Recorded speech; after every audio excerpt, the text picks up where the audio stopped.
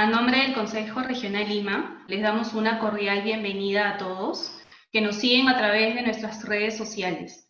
Como todos los viernes, este es el 9º conversatorio denominado Arquitectura y Participación Ciudadana.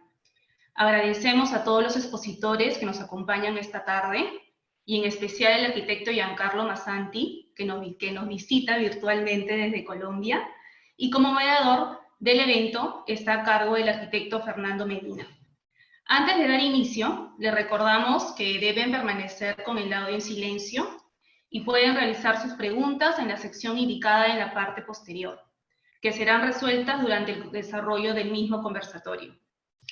Para dar inicio, en representación de la Regional Lima, le cedo la palabra al arquitecto Jean-Pierre Cruz, director regional de Asuntos Gremiales y Comunales. Adelante, arquitecto. Gracias, Ángela. Esta vez estoy con un doble rol. Estoy representando también a Lourdes Justi, nuestra decana regional, que por motivo de fuerza mayor no puede acompañarnos hoy. Lo hace siempre y este es desgraciadamente el primer conversatorio en donde no puede estar, aunque le hubiese gustado mucho y me ha pedido que la disculpen y que ella está presente igual con nosotros. Como dijo Ángela, es el 9º conversatorio, es una serie de conversaciones entre arquitectos que se llevan a cabo todos los viernes, todas las semanas, y en donde escogemos un tema que es de interés de la profesión en general, y tratamos de encontrar las voces más resaltantes tanto en el Perú como en Latinoamérica. Hoy vamos a hablar de arquitectura y participación ciudadana y tenemos como arquitecto invitado a Giancarlo Massanti, quien, digamos, es tan polifacético que lo hubiésemos podido invitar en muchas otras conversaciones, pero hemos decidido invitarlo en esta. Así que te agradecemos mucho, Giancarlo, y bueno, agradezco también a todos los demás participantes, a Claudia, a Marta y a Javier por estar aquí presentes con nosotros y poder compartir sus experiencias en esto. Y lo que quisiéramos es que luego de las presentaciones de cada uno, iniciemos una conversación sobre este tema, sobre el tema de arquitectura y participación de la ciudadanía. Y con esto paso la palabra a Fernando, quien va a ser el moderador y el presentador de los ponentes. Fernando.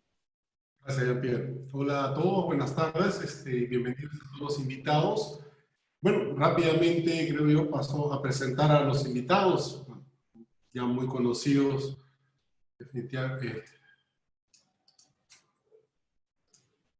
Hemos invitado al arquitecto Giancarlo Massanti, él es de Barranquilla, Colombia, pero de origen ítalo-francés.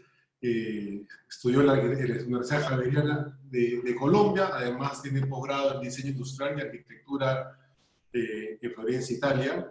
Es profesor invitado de numerosas universidades de Colombia, así como universidades de Harvard, Columbia, Princeton y en otras además. Es el primer arquitecto colombiano con una exposición permanente en el Museo de Arte Moderno de Nueva York y en el Centro Pompidou. Además de sus 25 años de trayectoria, tiene múltiples premios a nivel internacional. Y su estudio, el equipo Massanti, ha ganado notoriedad debido a su filosofía de diseño y su compromiso teórico. Se caracteriza por explorar las diferentes formas de organización material y espacial, teniendo en cuenta conceptos como la repetición, lo indeterminado, lo inacabado, la inestabilidad, la disposición y los patrones. Bienvenido, Giancarlo.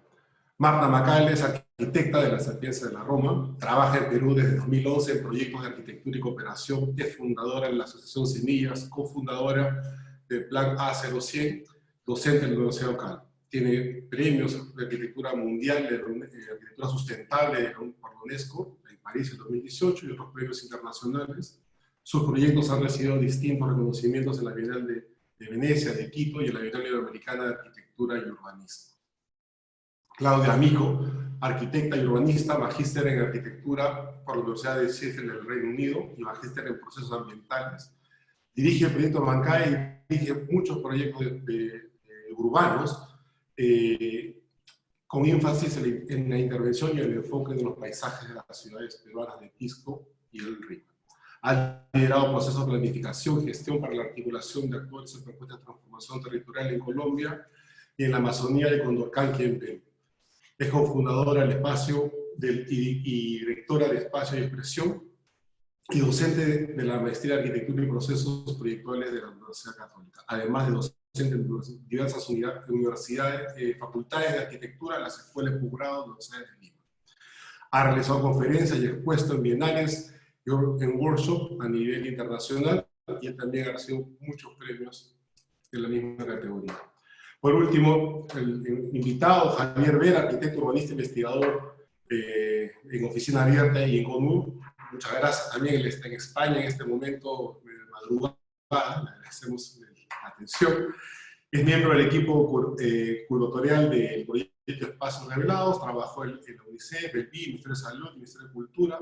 Es socio fundador de la Coordinadora de la Ciudad y la Ciudad Transdisciplinar. Coordinador de proyectos integrales del programa Urban 95 de Lima y formó parte del equipo del programa Barromiro Municipal Metropolitana de Lima.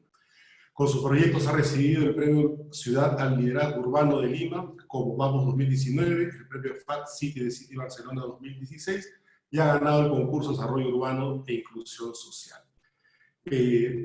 Sin más preámbulo, quisiera darle la palabra a la arquitecta Claudia Amico, quien nos va a dar un enfoque sobre la gestión y las metodologías sobre la arquitectura y la participación ciudadana. Bienvenida, Claudia. Muchas gracias. Hola, buenas noches, muchas gracias. A ver, voy a compartir mi pantalla y me avisan cuando ya se esté viendo esto.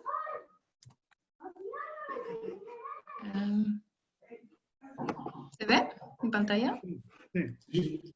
Sí, lo que pasa es que no está en modo... Ya. Ok. Bueno, gracias por la invitación. Ojalá podamos a partir de esta conversación tener un buen debate sobre la participación y sobre lo que está pasando en el Perú en torno a esto. Yo quisiera empezar por un poco los estereotipos en torno al término de la participación, porque siento que ya se ha convertido en un término que es un poco banal, y es como hablar de sostenibilidad, hablar de desarrollo, y solo hablar de participación en algunos casos asume que hay algo bueno en el proceso, o bueno en la iniciativa, sin analizar cómo se está haciendo y por qué. Y creo que eso es lo que tenemos que entender bien, ¿no? ¿Para qué se hace? ¿Por qué? En 7 minutos, la verdad, no me da tiempo a responder a estos temas como más filosóficos, pero lo que yo quisiera enfocar en estos minutos es poder entender el valor de diseñar y gestionar procesos pensando desde y con las lógicas de los saberes que están instalados en un territorio, y desde un proceso de construcción colectiva que permita un entendimiento integral de ese territorio, de la sociedad y de sus posibilidades. Entonces, si vamos a hablar de cómo generar procesos como estos en un 70% de nuestra realidad territorial que es informal, entonces necesitamos entender que estamos hablando de una sociedad que autogestiona, que negocia para resolver sus necesidades y que tiene una mayor dependencia de un espacio público y de una ciudad que funcione, dadas teniendo en cuenta las precarias condiciones de vivienda en la que la gente vive. Si vemos las experiencias que hemos tenido a lo largo del tiempo trabajando en este tipo de territorios, nos permite entender que hay como ciertos patrones de desigualdad que permitan dar un foco con respecto a temas estructurales que podríamos priorizar y enfocar desde nuestra práctica. Temas como la desnutrición y el mal manejo de residuos, la falta de orgullo y la generación de estigma en relación a un lugar, gente que prefiere no decir dónde vive porque eso le juega en contra en una entrevista de trabajo, por ejemplo, la delincuencia o la inseguridad, la politización de dirigentes, en muchos casos a raíz de búsquedas de apoyo con personas influyentes o este clientelismo generalizado, donde cada uno vela por su pequeña intervención en el territorio y se convierte esto en un proyecto desarticulado y que no tiene un mayor impacto en la ciudad. La débil comprensión y el débil aprovechamiento del territorio, porque en realidad esto lo que genera es que la gente se sitúe en zonas de riesgo, que no son bien gestionados, y el paisaje nunca es visto como un elemento de valor. Entonces, ante este escenario necesitamos, yo creo, otra inteligencia y herramientas que nos permitan hacernos relevantes y útiles para responder y generar cambios en las ciudades que permeen. Y esto implica un proceso abierto y resiliente de diseño y de gestión que va mutando en el tiempo y que implica unos cambios constantes, ¿no? Y la metodología que proponemos, entonces, es que para iniciar esta gestión de pequeños proyectos, se puedan escalar, y que se puedan escalar en procesos más integrales, tener estos tres ejes como principales métodos de acción. Tener el empoderamiento de la comunidad, la comunicación y las intervenciones físicas. Son como los ejes metodológicos que proponemos. Y el empoderamiento es la necesidad de tener agentes activos en el territorio que se sientan protagonistas de la propuesta, porque es fundamental escuchar primero a los vecinos, sus problemas, sus aspiraciones, y reconocer el territorio con ellos, y analizar también la capacidad de gestión que ellos tienen. A eso va el empoderamiento que se propone. La comunicación, con cada acción hay que mantener un canal de comunicación abierto, hay que dialogar, hay que inaugurar cada logro que se hace con los vecinos y con las autoridades, y hay que ir contando cómo se está haciendo, o sea, qué se está haciendo y cómo. Y utilizar las redes, que hoy en día son más relevantes que nunca, el WhatsApp, el Zoom ahora, y también los canales tradicionalmente utilizados por el barrio, ¿no? Los telefoneos, los talleres, las faenas. Y el componente físico, las intervenciones físicas, son indispensables para empezar a consolidar una confianza en el proceso, porque este es un método muy poderoso para poder volver una idea en una realidad tangible, en un proceso como el que se plantea, y que demuestra que las cosas se están moviendo en una nueva dirección. O sea, los vecinos lo pueden ver, y esto empieza a generar nuevas ideas, otras lógicas de pensar en la ciudad, y que nosotros también tenemos que empezar a pensar que como arquitectos esto dista mucho en nuestra metodología de planificar un proceso, ¿no? El de ir haciendo, deshaciendo y rehaciendo y replanteando, pero a través de este impacto y esta lógica de ir haciendo cosas físicas en el territorio. Y bueno, estas acciones hacen falta para movilizar a los vecinos y para poder debatir sobre la ciudad, sobre el espacio público, sobre el riesgo, y es a partir de estas acciones que debemos replantear los proyectos y pensar en cómo ir escalando en intervenciones más integrales y en estrategias urbanas que puedan resolver varios problemas a la vez. Porque tenemos que poder proponer y gestionar este proceso como si fuese un virus que se pueda esparcir siguiendo unos criterios, como los que propongo ahí, un proceso coherente, que haya confianza en el proceso transdisciplinar, un buen diseño del proceso, pero también un proceso de diseño, un buen proceso de diseño de las intervenciones, un aprendizaje colectivo y progresivo, donde las redes son claves para transmitir conocimientos. Entonces el llamado que yo quisiera hacer a los arquitectos es a que empecemos a hacer gestión de proyectos y empecemos a escalarlos.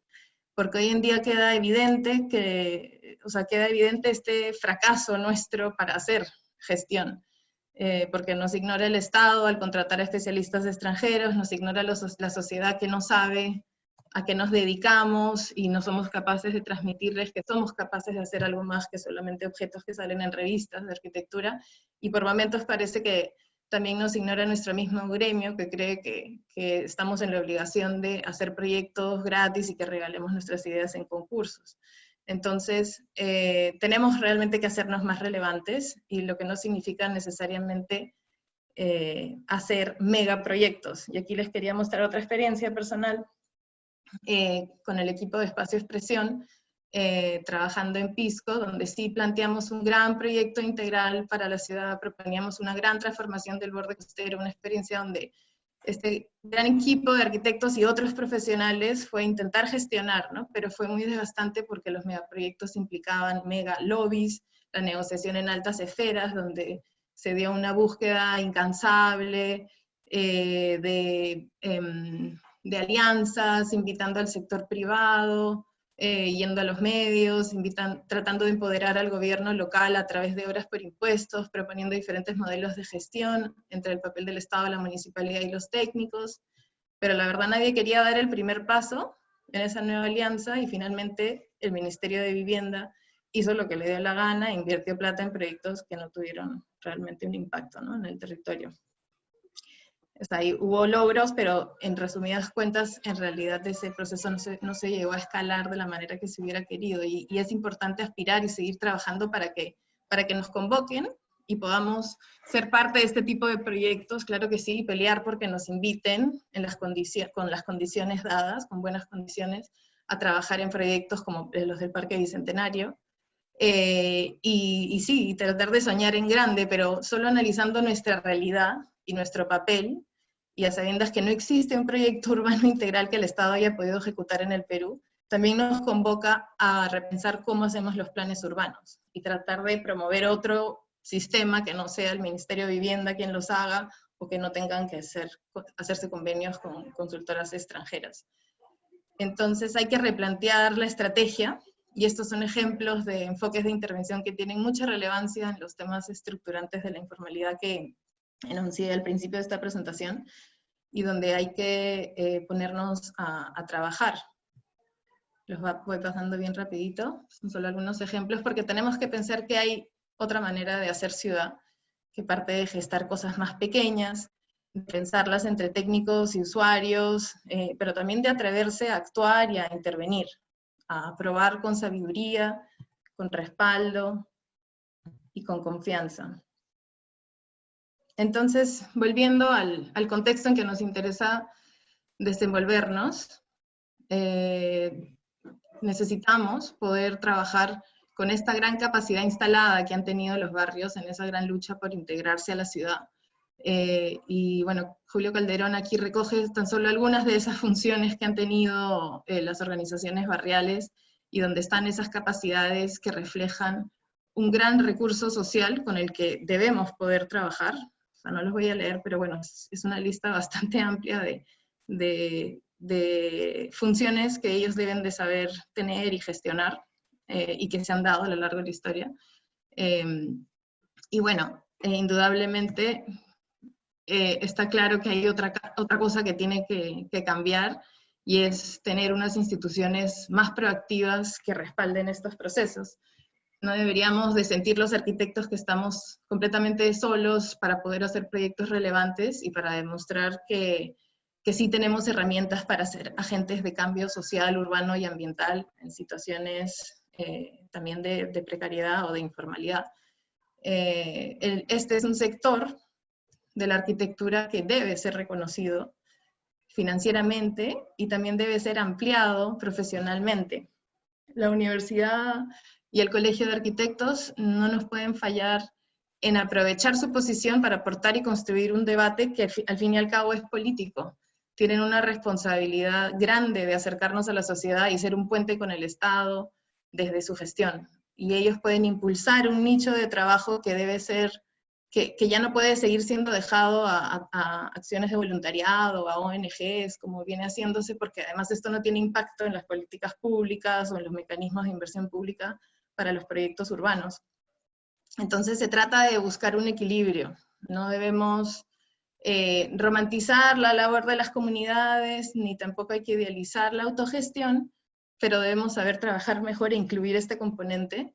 Y bueno, lo que aquí traigo a la mesa es esta aproximación que trata de buscar en su metodología un equilibrio entre el tiempo y los recursos que invierten vecinos en obras o mejoras que en muchos casos están fragmentadas y aisladas y que por lo tanto no resuelven problemas integrales o tienen impactos sustanciales en la calidad de vida, porque son como muchas escaleras, muchos muros de contención, muchos locales comunales, y no están articulados, por ejemplo, y en eso se invierte un montón de tiempo, los vecinos, las organizaciones barriales invierten muchos recursos y tiempo, entonces cómo canalizar eso, pero de otra manera teniendo el input de la academia, el asesoramiento técnico de los arquitectos, pero también el papel del Estado mucho más presente con la inversión pública que se canalice de una manera más eficiente, ¿no?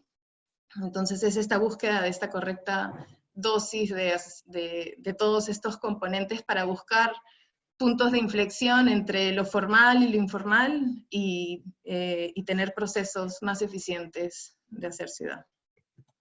Muchas gracias.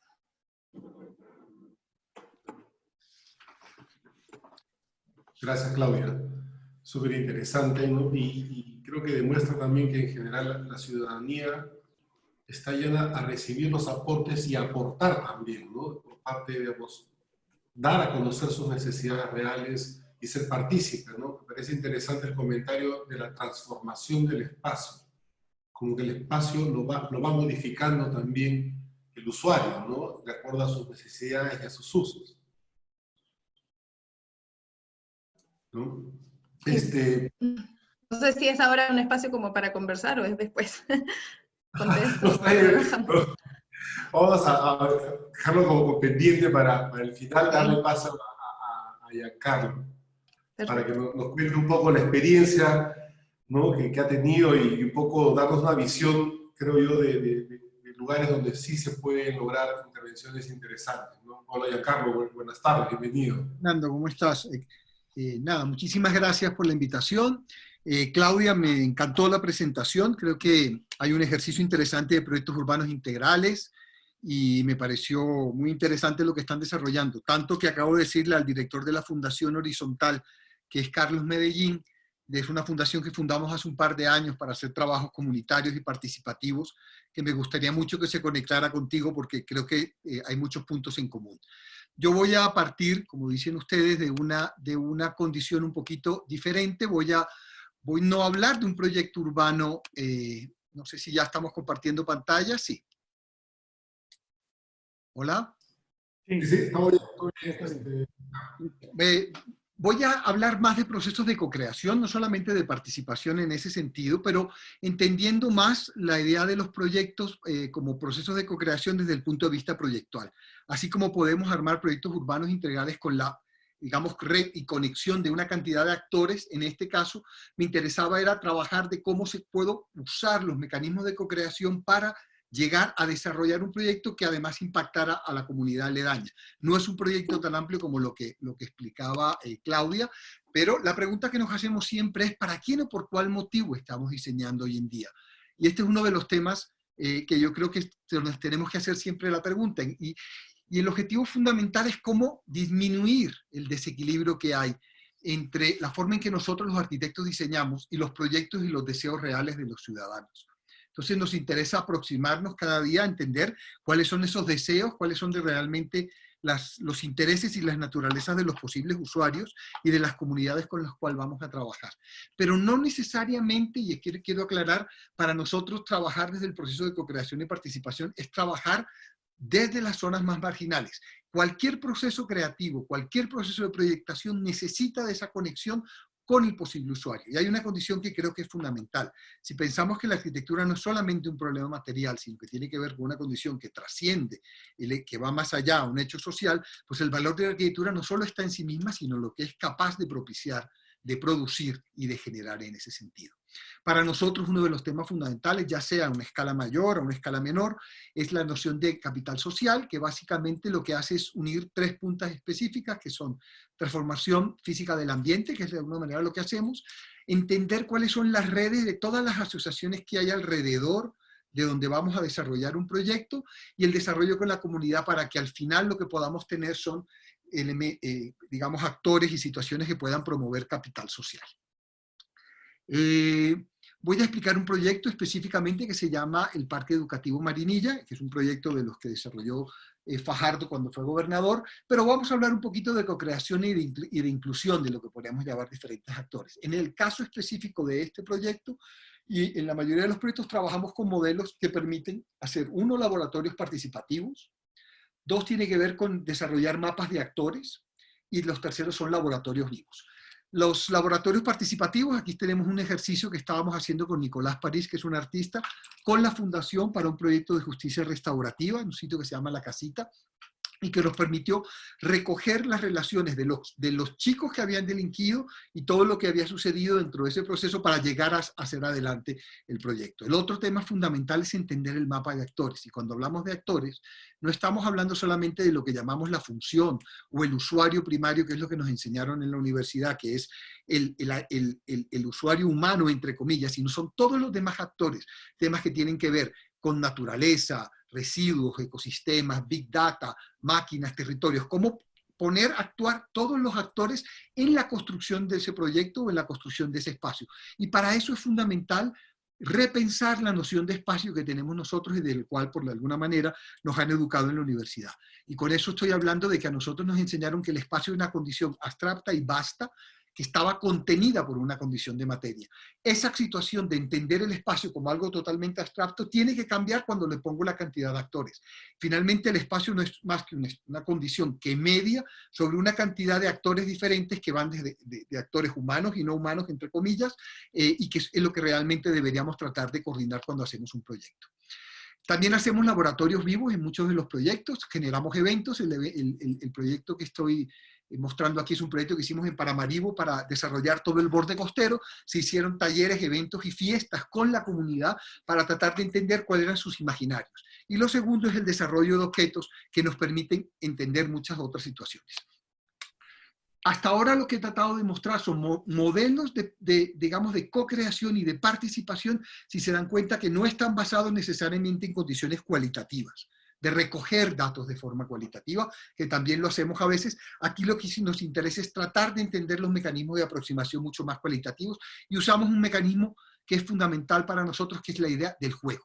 Entonces, este proyecto que voy a mostrar, que es un parque educativo en donde la idea era involucrar a todos los agentes que estaban inmersos, desde la parte política, los habitantes, las condiciones ambientales que habían en el lugar, a través de la idea del juego y de las estrategias de jugar para poderlo lograr.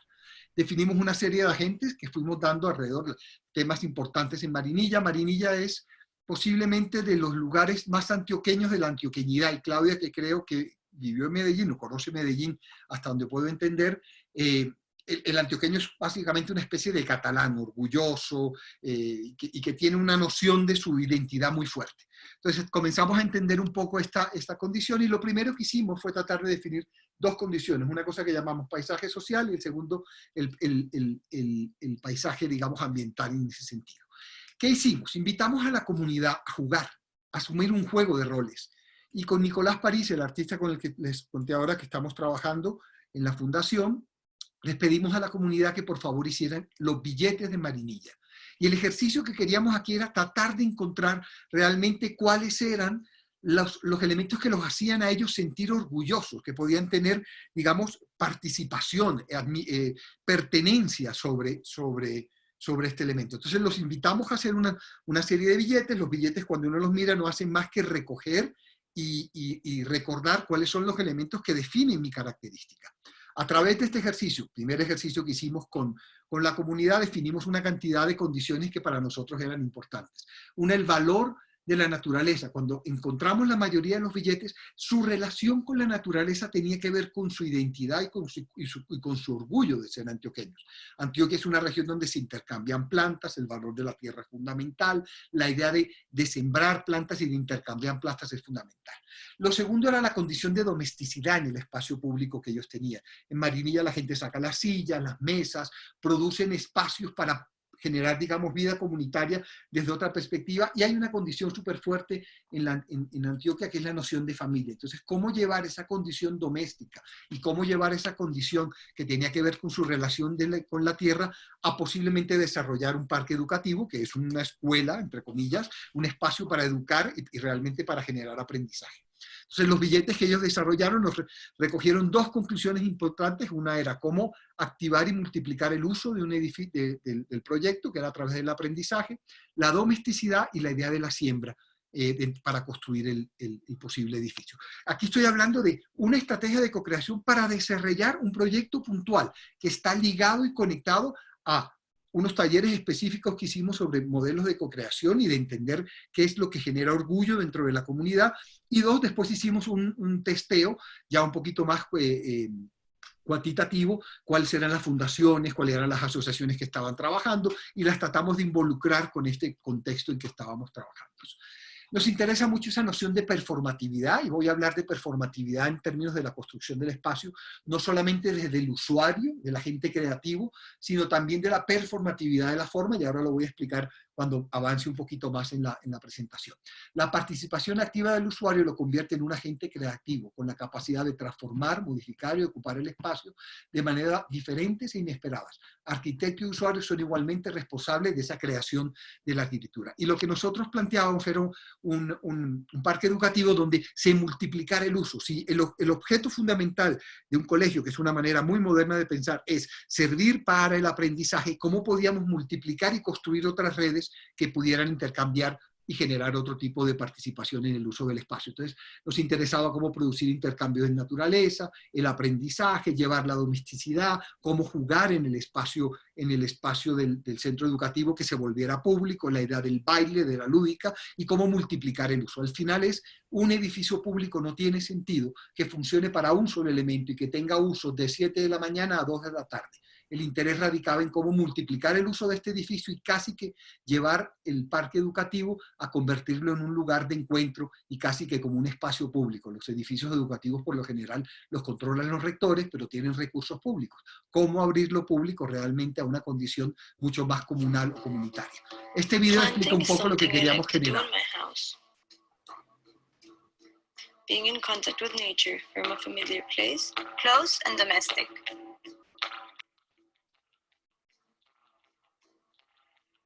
The first thing you have to do is choose a plant pot.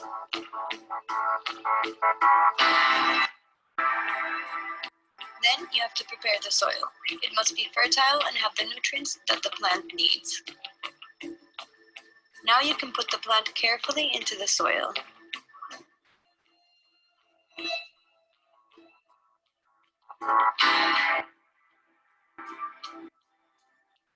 You must water it constantly. When I'm not home, I ask my family and my friends for help. We all take care of it. The plant must be in an illuminated place to grow with strength. My favorite part is to place it next to the rest of the plants. I've planted some of them myself. Others have been gifts from my neighbors. My garden has a little piece of everyone in the community. These plants make me feel at home. El video trata de explicar un poco los intereses que teníamos para desarrollar el proyecto. El segundo tema específico era la noción de paisaje natural y un tema que para nosotros es fundamental, es cómo construir la noción de performatividad en la construcción de la forma. O sea, cómo la arquitectura puede crecer, puede ser adaptativa, podemos darle instrucciones de cambio al usuario, al dueño del proyecto y cómo ese proyecto no necesariamente es un problema de composición arquitectónica, sino de configuración. Cómo hacer proyectos abiertos al cambio, a poder ser inacabados de alguna manera. Y ahí nos interesa, parte de la investigación que venimos haciendo sobre el juego y el juguete, es entender los proyectos como juguetes. Cuando hablo como juguetes no estoy hablando que sirvan para niños, para jugar, sino que puedan ser entendidos como funciona un Lego. Es un sistema de piezas y de módulos que yo le puedo entregar a un usuario y ese usuario es capaz de utilizarlos para replicar un proyecto, para hacer crecer el proyecto. O sea, yo le doy instrucciones de transformación y de uso a la comunidad, a los dueños del proyecto. Hay un ejercicio de un proyecto en el Atlántico que hicimos 31 preescolares en año y medio con un sistema de 14 piezas y nos fuimos desarrollando con los diferentes arquitectos de cada pueblo en el Atlántico. Nos interesaba la noción de crecimiento, en este caso trabajábamos con la idea de la raíz, la idea de entender una arquitectura hecha de conectividades y redes, una arquitectura que podía crecer como si fuera una planta, que yo le podía ir sumando elementos. Casi todos los proyectos nuestros, comenzamos cuando ya los tenemos armados, comenzamos a armar unos juguetes para entender cómo podrían crecer. Y el proyecto de alguna manera lo que permite es que pase esto, que yo le pueda ir poniendo como elementos y conectando piezas para que ese proyecto pueda ir creciendo. A nosotros, en la mayoría de los proyectos que están pensados como sistemas, que es realmente lo que estamos hablando, en este caso más de raíz, no tanto de módulo, es la capacidad que tiene la arquitectura de ser inteligente en sí misma y que permite crecer de formas, entre comillas, sin que el arquitecto tenga que aparecer e intervenir en esa construcción del espacio. Entonces el edificio también de alguna manera pertenece a esa noción de topografía y esta es la maqueta del edificio inicial. Y entre la maqueta del edificio inicial del concurso al proyecto definitivo es muy poco. O sea, la maqueta está hecha en una malla de aluminio y con una serie como de burbujas a su interior. Nace un poco de esta idea de la jaula, de una jaula que es capaz después la vegetación de ir creciendo y de alguna forma de que la comunidad es quien va a ir llevando las plantas, va a ir sembrando, va a ir intercambiando los elementos que la componen. Uno de los temas urbanos importantes para nosotros era unir el centro de Marinilla con unos barrios que quedaban en la periferia y de alguna manera el proyecto, que está abierto la mayoría del tiempo, permite que puedan cruzar el parque educativo de manera como si fuese un espacio público. Puedo entrar por debajo y circular por él y conectarme con el barrio y ahorrarme una vuelta importante. Entonces, esa era la otra estrategia importante, entender que la importancia del espacio vacío entre las aulas, que son estas burbujas rojas, era el espacio fundamental para la construcción de esa vida, digamos, comunitaria que queríamos. Una imagen del proyecto, las plantas tienen que ir consumiendo este proyecto y debe convertirse realmente en una especie de greenhouse, en una especie de serra que va a dejar que esto se vuelva completamente verde. Una imagen del proyecto que todavía no, son imágenes muy recientes del proyecto iniciales, en donde la vegetación todavía no había crecido, la relación un poco con ese primer piso que sucede en diferentes tipos de cosas, un edificio que está abierto a ser manipulado y sembrado y que la gente pueda llevar la vegetación al lugar. También permite conectarse de muchas maneras, ya sea, esto es como una especie de raíz, yo puedo entrar por diferentes lugares y puedo hacer conexiones de diferentes maneras para poderlo permitir. Está hecho en una malla de aluminio muy barata, que con el tiempo irá llenándose de esa vegetación. El acceso que hablaba antes, yo puedo acceder por la parte inferior y recorrer el proyecto como una especie de espacio público y de atajo que permite que eso se dé. Esta imagen que me gusta, aquí ya habían algunas plantas que irán creciendo, y esta imagen donde a veces el proyecto es sólido, a veces el proyecto es transparente, pero el proyecto va cambiando un poco más en ese sentido. Entonces, el parque, además de ser un parque educativo y de generar aprendizaje y educación, es un instrumento de intercambio, donde la gente puede llevar las plantas, puede llevar las mesas del barrio y las puede ir entendiendo como parte de un espacio público. Aquí vemos ya alguna parte, los primeros días del parque, los chicos y la gente llevando vegetación, que algunas irán creciendo, otras las han ido cambiando. Hemos tenido que enseñar también a la gente un poco cómo sembrar y qué tipo de especies pueden ir llevando. Aquí los chicos y la comunidad va llevando hamacas, mesas, y van llenando esto como una especie de espacio con cierta condición de domesticidad. Es un espacio que además es muy intermedio porque permite que el viento pase, es un espacio entre interior y exterior, es una condición muy intermedia en la construcción de ese espacio.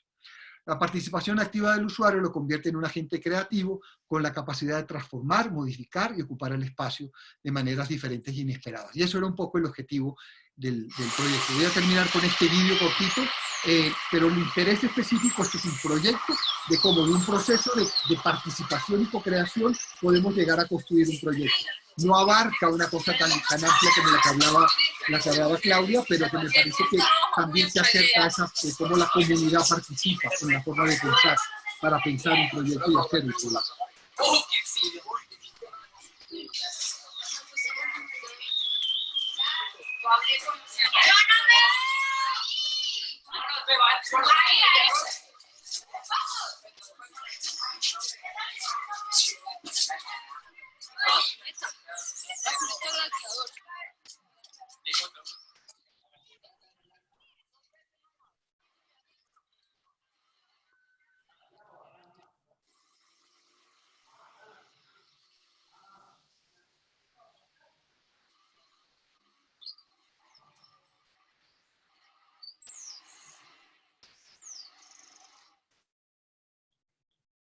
Listo. Lo que quería explicar era un poco cómo el simple hecho de generar unos talleres con las comunidades, de tratar de entender cuáles son los actores fundamentales de esa comunidad, nos permiten posiblemente generar proyectos donde aparece la apropiación, el orgullo, y eso básicamente lo que hace es realmente darle sostenibilidad a estos edificios. El proyecto ha ido creciendo, ya tenemos un alcalde nuevo que además lo ha entendido, porque también se necesita la articulación de las alcaldías. En el caso específico de los parques educativos que hizo Fajardo, hizo 87 parques educativos a través de un mecanismo de concurso, un concurso de invitaciones a los arquitectos que habíamos desarrollado proyectos en Antioquia, pero sobre todo de los 87 se construyeron creo que 60 y algo, y hubo problemas cuando cambió de gobernación, entró un equipo diferente y cerraron gran parte de esto. Entonces, los proyectos después de la última gobernación están volviendo a tomar, digamos, la importancia que tienen en las regiones y se están volviendo ya mucho más relevantes y participativos en ese sentido. Creo que cumplí el tiempo de forma exacta, cosa que me alegra, cosa que además es rarísima. Muchas gracias. Gracias. Pero me parece interesante el tema del orgullo del lugar, ¿no? La importancia de identificarse con su lugar, ¿no? Algo que en el caso clave comentaba que hay poblaciones que tienen esa falta de orgullo del lugar, porque no pueden identificar, no se sienten propios del lugar, ¿no? Sí, bueno, interesante, la verdad. Vamos a seguir avanzando, hay mucho que creo que comentar, preguntar.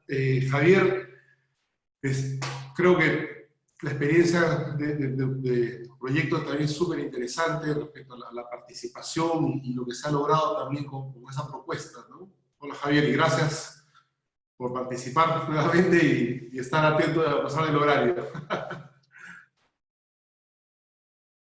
Está tu micrófono apagado. Ah, perdón. Bueno, gracias por la invitación, más bien, a ustedes.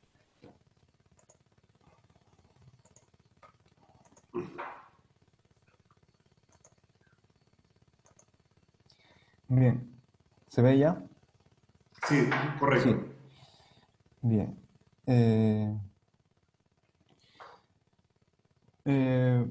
Bueno, yo voy a presentar 7 ideas alrededor de esto, del concepto de la participación, ¿no? En relación a la arquitectura. Lo primero, decir, ¿no?, que en Perú el principal objetivo de esto que llamamos arquitectura y participación es la lucha contra la desigualdad urbana, ¿no? Porque no podemos seguir pensando que aquí hay 2 ciudades, ¿no?, y que solo en una hay arquitectura y hay ciudadanos, ¿no? Esto es una sola ciudad que es profundamente desigual, ¿no? Lo que pasa es que en esta ciudad conviven 2 modos de producción del espacio, ¿no? Y puede ser que pretendamos trabajar solamente en uno, olvidar el otro, y usar herramientas que se aplican a uno en otro, ¿no?, pensando que son compatibles, ¿no? Entonces hay que entender esa dialéctica, ¿no?, de lo formal y lo informal, ¿no?, y responder a uno y otro con sus particularidades y con sus propias lógicas, ¿no? La segunda idea es alrededor de esto que nosotros preferimos llamar procesos participantes, ¿no? Parto con esta imagen preguntando ¿quién es el que no ha participado, ¿no? ¿La ciudadanía no ha participado en la arquitectura o somos los arquitectos los que no hemos participado en la ciudad? Nosotros hacemos una distinción, ¿no? Entendemos como esos proyectos que llegan y pretenden hacer participar a los pobladores o a las personas de su proyecto, ¿no? Y preferimos cambiar esta idea por el concepto de participante, ¿no?, que nos hace relación a un proyecto en el cual más bien nosotros leemos los procesos que existen y participamos de ellos, ¿no? Nos involucramos en ellos. Para eso es importantísimo entender que la ciudad funciona como un palimpsesto, ¿no?, como relatos justapuestos, ¿no? Como pueden ver acá, ¿no?, hay la historia de los vecinos, de los grupos de teatro, culturales, de las señoras del comedor popular, ¿no? Y en este caso particular de la balanza, tenemos la historia de este evento cultural llamado Feria, que a lo largo de los años va calando en el imaginario de los vecinos y aparece esta idea del barrio cultural, ¿no? El barrio cultural como una forma en la cual los vecinos pretenden rebautizarse y volver a nombrarse como siendo parte de la ciudad. Entonces, esta idea que ya está ¿no?, volando, que ya está latiendo en el imaginario colectivo, nosotros como arquitectos la territorializamos, ¿no?, y lo convertimos en este caso en estos proyectos más integrales, proyectos estratégicos, proyectos palanca, proyectos semilla, que es lo que voy a contar a continuación, ¿no? Y lo interesante es que sobre este proceso sobre el cual nosotros nos montamos, luego vienen otras iniciativas y se van construyendo nuevos relatos, ¿no? En este caso, por ejemplo, aparece una biblioteca que tiene el mismo nombre, Fitecanthropus, aparece un programa para la Municipalidad de Lima que se basa también en esta iniciativa, ¿no? Y como ven, esta secuencia, ¿no?, de yuxtaposiciones resulta siendo un homenaje a las preexistencias, ¿no? Eso quiere decir que no hay que pensar que la ciudad es una hoja en blanco en la cual nosotros vamos a llegar a crear cosas, ¿no? Sino que siempre están sucediendo y hay que saber identificarlas, ¿no?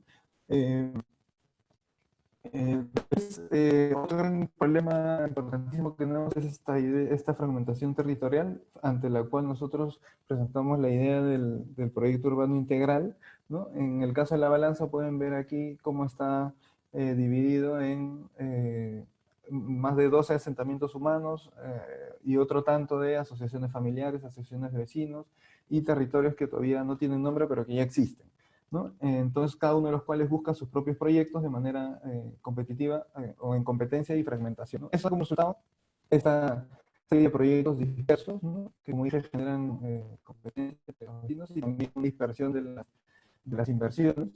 Y se pretende cambiar eso por una idea de proyecto integral en el cual hay 2 o 3 líneas guías, como ven ahí, un eje de penetración, un eje transversal, un sistema de espacios públicos, ¿no?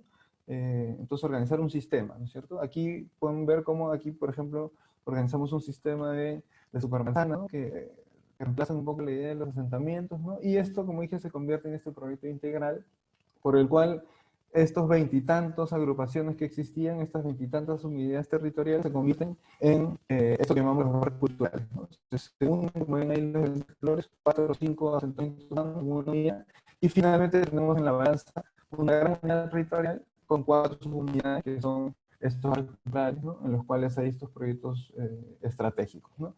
Aquí en los proyectos estratégicos utilizamos 2 conceptos importantes. Uno es el de proyecto palanca, que en este barrio hemos realizado 4.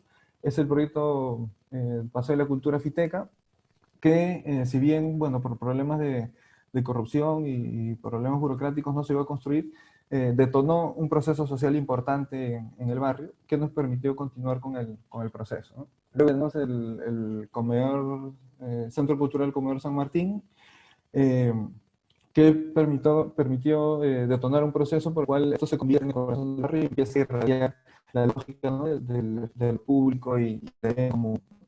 Luego tenemos alrededor de este proyecto, que se ha ido haciendo a la vez, el Parque Tahuantinsuyo, que como ven evoluciona, ¿no?, de una primera intervención como la que ven arriba, ¿no?, una serie de etapas hasta convertirse en un espacio público formal, digamos, como el que pueden ver abajo, ¿no? Y otro proyecto como el Parque Puyariacta, que también empieza a consolidar la idea de sistema, ¿no?, para intervenir en otros puntos alrededor del proyecto urbano integral. Entonces, como ven en el barrio, tenemos estas 2 intervenciones iniciales, ¿no?, y luego tenemos en camino estos otros puntos que nos permiten ir tejiendo, ¿no?, estas unidades que son el eje transversal que había presentado, ¿no?, y que esperamos que en algún momento el Paseo de la Cultura también se pueda hacer, ¿no?, y así se va poco a poco consolidando este organismo, ¿no?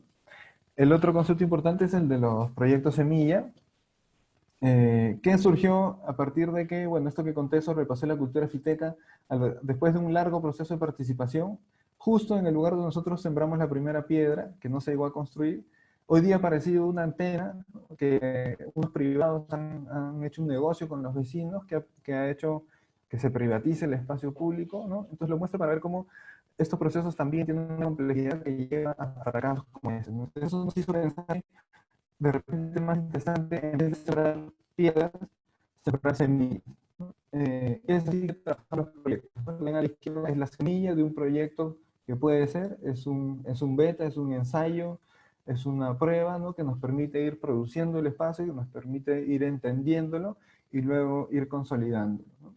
¿Esto cómo funciona, no? Se pone una serie de elementos físicos, aparecen luego, ¿no?, una serie de cuidados o de usos alrededor que se van consolidando y poco a poco se va conformando el espacio público, ¿no? Primero mentalmente y luego físicamente, tal como se produce esta llamada ciudad informal, ¿no? Entonces pasamos de un momento inicial como el de la izquierda, ¿no?, a una evolución como la que vemos en el segundo piso, en la segunda imagen, y lo interesante es que en el intermedio ahí aparece esta creatividad, ¿no?, de las personas, en este caso de los niños, ¿no? Un día llegamos al barrio y vemos esta especie de columpio hecho con pitas, con cartones, ¿no? Y entonces nosotros enseguida lo consolidamos, ¿no?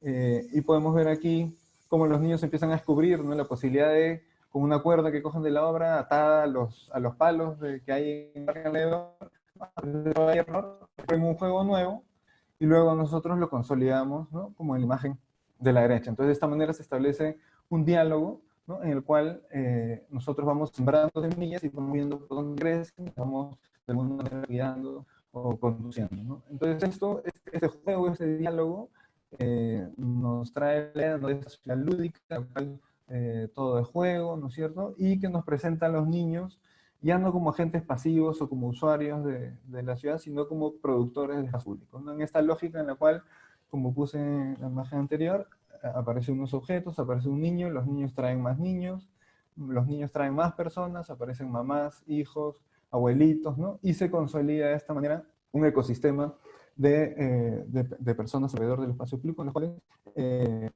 las personas, digamos, más indefensas o más vulnerables de la ciudad, como son los niños, están en el eje, ¿no?, o en este caso los bebés, ¿no? Para nosotros un espacio público donde aparece un bebito y es un espacio público que está funcionando muy bien, ¿no? La idea esta de que el derecho a la ciudad no es solamente el derecho a ocuparla, ¿no?, sino sobre todo a transformarla, a ser parte del conflicto urbano, y algunos aprendizajes que nos quedan, ¿no?, que vamos descubriendo que la ciudad se construye, ¿no? Lima, esta ciudad informal se construye desde la imaginación, que la apropiación es previa a la construcción del espacio, ¿no?, es previa e independiente de su construcción, y que el espacio público es estar todos juntos, ¿no? Aquí vemos un encierro y unos juegos al mismo tiempo, ¿no es cierto? Los adultos conviviendo con los niños a la vez, ¿no? Y para cerrar, solamente, bueno, 4 reflexiones. Como han visto, esto ha sido un largo proceso. Aquí pueden ver el que llaman 10 Years Change, ¿no?, que ha cambiado en los últimos 10 años. Es un largo proceso, pero que ha sido mucho aprendizaje, en el cual hemos ido dándole forma a esta cosa que le llamamos, ¿no?, como urbanismo generativo, arquitectura potencial, que tiene que ver con entender la ciudad como si fuera un jardín y la labor del arquitecto como si fuera un jardinero, que no está ubicado en la parte, en la cúspide, digamos, del proceso para controlarlo, sino que está en la base del proceso para cuidarlo, ¿no?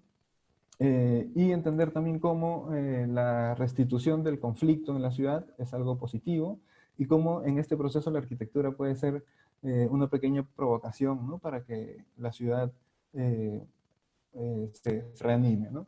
Y finalmente, el último aprendizaje que quiero señalar es que este proyecto, ¿no?, como muchos otros, ha tenido mucho reconocimiento en el exterior, pero muy poco apoyo a nivel local, ¿no? Y creo que la enseñanza es que nosotros y muchos arquitectos de mi generación y otras somos muy capaces de pensar por nosotros mismos, de entender los procesos de nuestra ciudad por nosotros mismos, y en ese sentido, por tanto, es triste que lo que está sucediendo ahora, ¿no?, con la convocatoria, lo que señaló Claudia al inicio, la convocatoria de concurso impago, la resolución no se entrega a profesionales extranjeros. Creo que proyectos como estos son una invitación a confiar en nosotros mismos y a entender que somos capaces de entendernos a nosotros mismos, ¿no? Gracias. Gracias, Javier.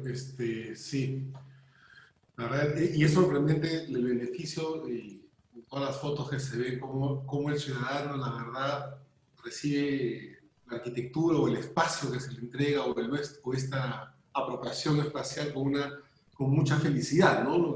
De hecho, notoriamente existe un cambio en el comportamiento y en el bienestar de la sociedad al tener un involucramiento y sentirse propio y orgullosos del lugar.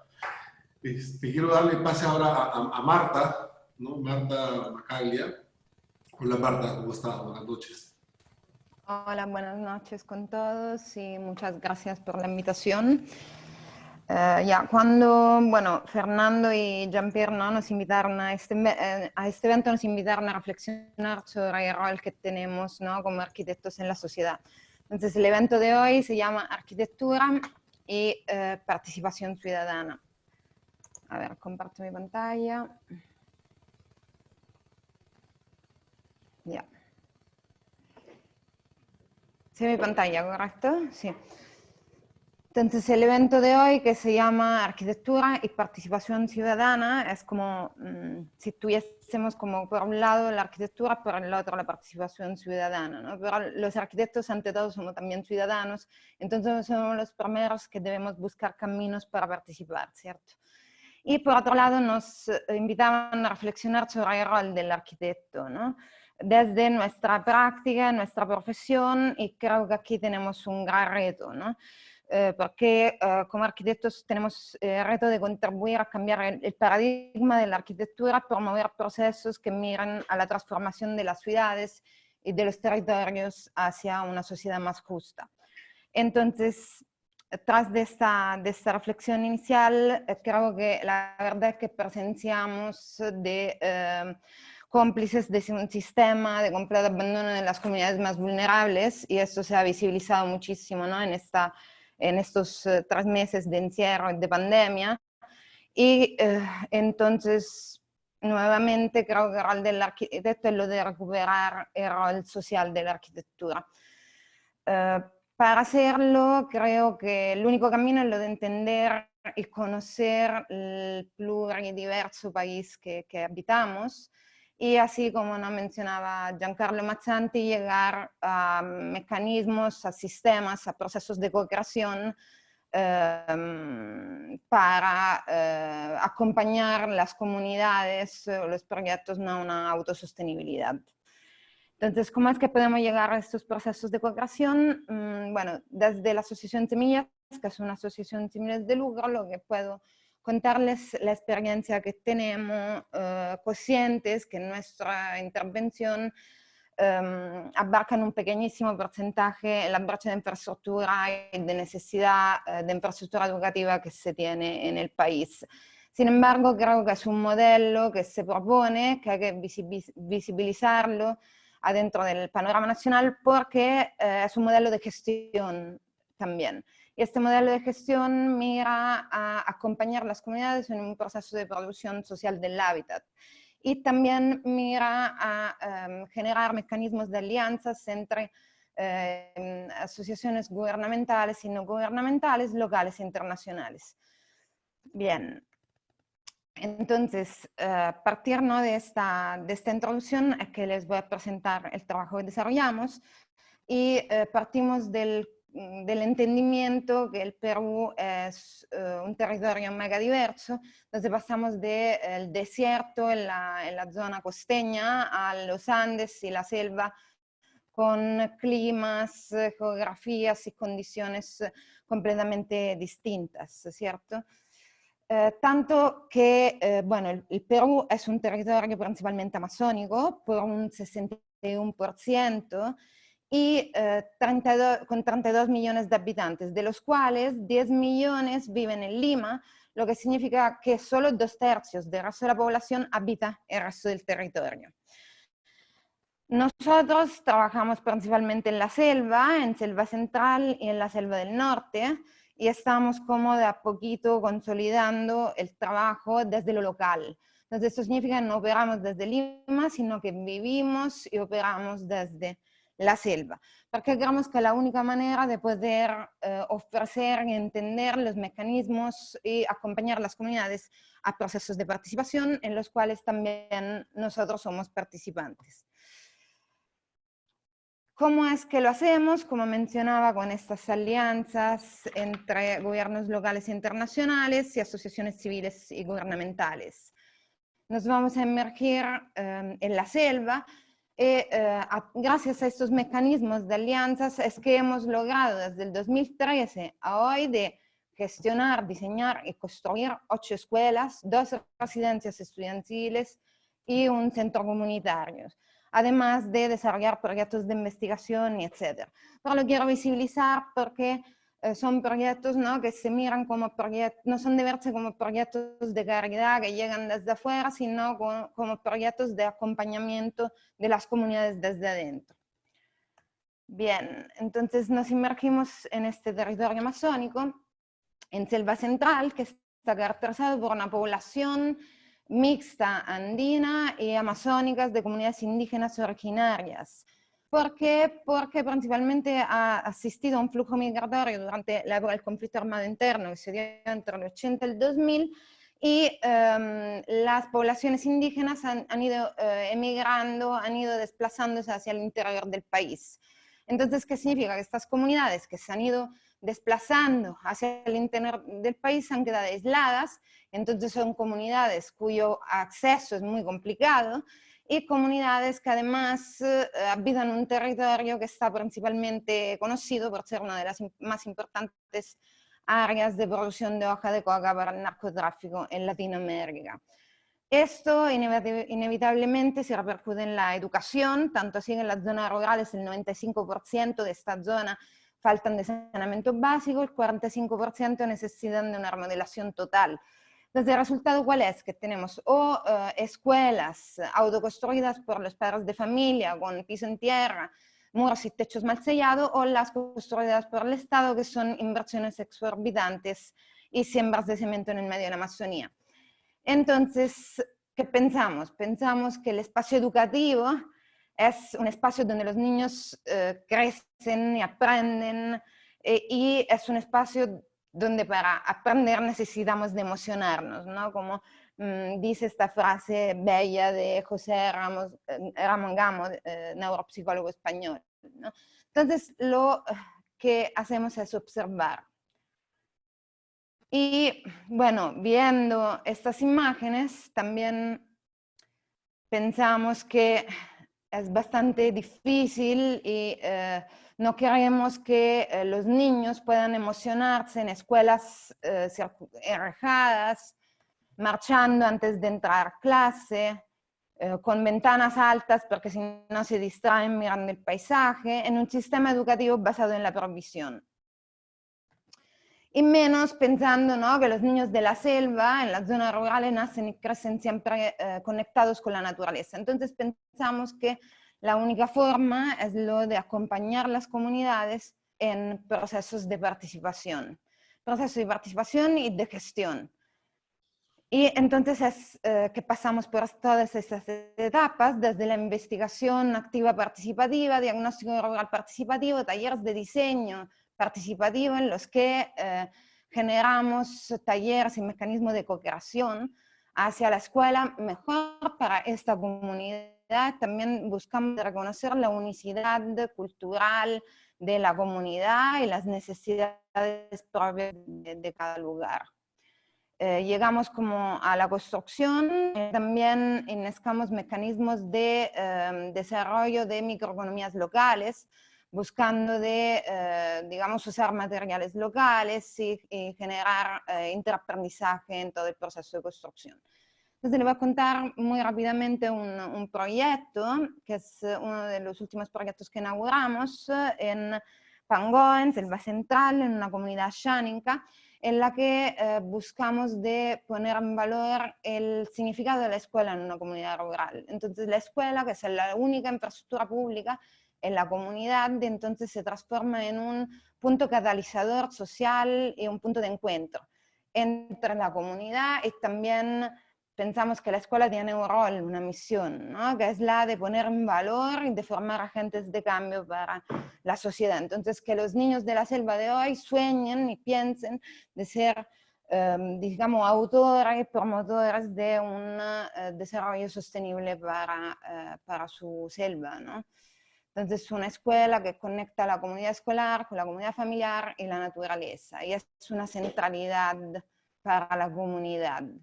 Este es cómo se ha ido desarrollando el proyecto. Entonces tenemos dos grandes pasillos que se vinculan con una gran plaza central cubierta, que es un espacio público al interior de la escuela, quindi es una escuela abierta, en lo que los espacios pedagógicos y los espacios lúdicos se van entremezclando, en las que este espacio central, el espacio de encuentro y el espacio de extensión de las aulas, donde las superficies se pliegan y son multiflexibles, donde las puertas no son solo puertas, sino son muros y paredes que se abren y vinculan los distintos ambientes, en la que las aulas, más bien de ventanas altas, vienen ventanas que atraviesan el edificio y se vinculan con el paisaje, en la que los muros son muros equipados, en los que no podemos usar, pegar cosas de los niños y equipar e implementar el aula a medida, en la que la biblioteca es la centralidad de la escuela. Entonces la biblioteca es una biblioteca comunitaria, una biblioteca pública, ¿no? En la que también se puedan desarrollar las fiestas comunitarias, actividades cuando en las afueras llueve, etc. Bueno, ese es el proyecto que le quería presentar, ya son 10 minutos clavaditos y una reflexión que es la sobre, lo cual no nos invitan el día de hoy, que reflexionar sobre el rol de la arquitectura en la sociedad y los procesos de participación. Entonces, remarcar la importancia de los procesos participativos en los que somos participantes también como arquitectos, como ciudadanos, para promover el hábitat social. Muchas gracias. Gracias, Marta. Súper interesante. En realidad, viendo proyectos también de las escuelas, ¿no? Sí, cómo lo integra a la sociedad. Pero, ¿cómo se logra que una subpregunta de repente a todos, y hacer que el arquitecto sea partícipe de esa comunidad, o cómo lo recibe la ciudadanía o la sociedad? Porque a veces se entiende al arquitecto como un ente disociado de ciertas realidades sociales. ¿Cómo se logra esa interconexión entre el arquitecto o la arquitectura y la ciudadanía para lograr estas intervenciones? Yo creo, estoy conectado. Yo creo que tiene que ver mucho con el modelo de educación que recibimos en la universidad. Nosotros nos siguen educando un poco en el modelo romántico del arquitecto, entre comillas, un poco genial, que tiene que ser creador, auténtico, único. Y si nosotros dejamos de pensar en los modelos de educación en la universidad, que el valor radica un poco en esa construcción de la identidad y de algo único, y nos convertimos más en un catalizador, en un propiciador, en entregarle herramientas a las comunidades para hacer los proyectos, o casi que entregar los proyectos para otra condición, seguramente vamos a cambiar nuestro rol. Los arquitectos hemos tenido un rol muy moderno, muy de la construcción del espíritu romántico, que tiene cosas maravillosas, pero de esa noción de autor, y de autor genial y único, que nos lleva un poco a salirnos y a aislarnos de la condición del contexto en el cual estamos inmersos. Y el contexto es lo que están haciendo Claudia, lo que está haciendo Marta, lo que está haciendo Javier, que es trabajar con las comunidades. Y ahí pongo un tema que a mí me interesa mucho. O sea, los procesos de co-creación y de participación siempre están asociados a trabajar con los más pobres. Yo creo que eso hay que romperlo un poco, porque tanto co-creación como participación está para cualquier proyecto de arquitectura en esa medida. Estoy hablando de arquitectura física como tal, pero obviamente creo que estamos hablando, digamos, de proyectos urbanos integrales como los que hablaba Claudia. La participación es mucho más amplia y mucho más interesante. Lo que quise mostrar hoy era el modelo de co-creación y de participación como mecanismo proyectual, pero también un tipo de proyectos que es el otro quien lo termina de hacer, que su geometría o su construcción está más basada en la capacidad de crecer sin demasiada preciosura. La obra del arquitecto que no se puede tocar, que no puede cambiar. ¿Cómo pensar esas arquitecturas que yo le puedo poner un brazo más, una pieza, un módulo adicional? Pero si la arquitectura no se piensa desde el principio como sistema, pues lo que va a pasar es que es muy difícil que sea capaz de asumir el cambio en el futuro. Claro, sí, es verdad, ¿no? O sea, yo siempre he pensado que la arquitectura está, o la arquitectura está para el otro, ¿no? Para la sociedad. Somos conectores entre las necesidades y los requerimientos de la sociedad. Quiero, Jean-Pierre, no sé si tienes algún comentario, o Javier, perdón, Javier. Sí, yo quería complementar a lo que acaba de mencionar Giancarlo, ¿no?